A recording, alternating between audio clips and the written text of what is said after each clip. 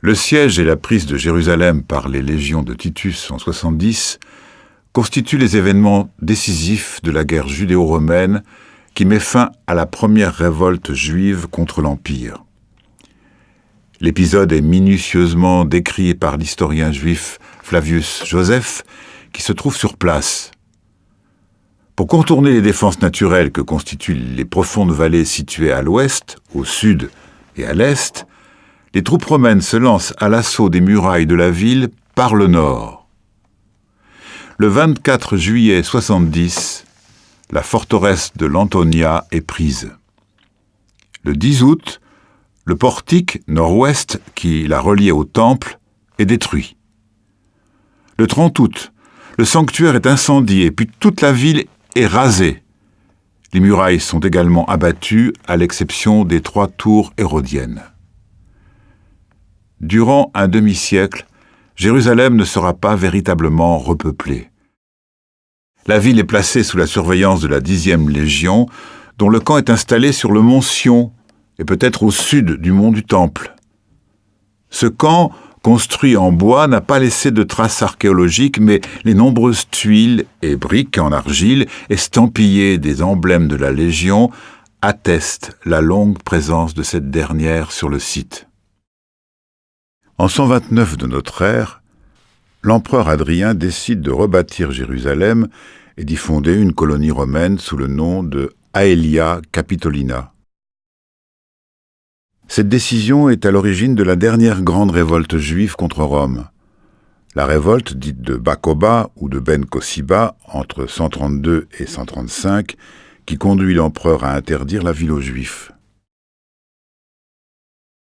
Aelia Capitolina est reconstruite selon un plan orthogonal classique des villes romaines. On retrouve encore lisible dans la vieille ville actuelle le tracé des 2 cardo nord-sud qui partent de la porte nord, appelée alors porte de la Colonne, le cardo Maximus, et le cardo secondaire qui correspond à la rue Alwad actuelle. Quant au Decamanus Maximus, d'orientation est-ouest, il correspond à la rue de David actuelle et forme la frontière entre la partie militaire et la partie civile de la ville. Les rues romaines quadrillent un espace urbain réduit par rapport à la Jérusalem d'Hérode, et qui est sans doute sans murailles du fait de la présence de la 10e Légion.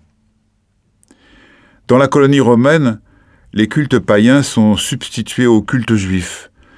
Un temple dédié à Jupiter capitolin est construit, soit sur le côté nord du forum de la colonie, qui correspond au Muristan actuel, soit sur le mont du Temple, puisque certains témoignages y font état de la présence de 2 grandes statues impériales. Selon une autre hypothèse, cette acropole aurait été laissée à l'abandon. En tout cas, il est certain que les ruines du temple d'Hérode servent de carrière pour la construction d'autres bâtiments et qu'une partie de l'ancienne esplanade est labourée et cultivée.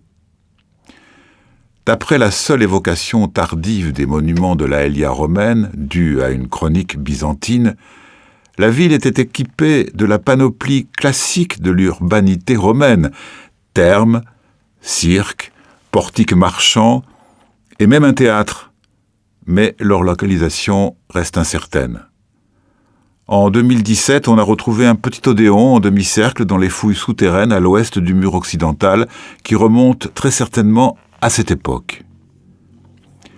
L'arc de Lecce Homo, situé au nord-ouest de l'esplanade, est un des rares monuments de cette époque encore visible aujourd'hui, mais on ne sait pas s'il s'agissait d'une véritable entrée marquant les limites de la ville ou plutôt d'une porte symbolique dans une ville désormais ouverte.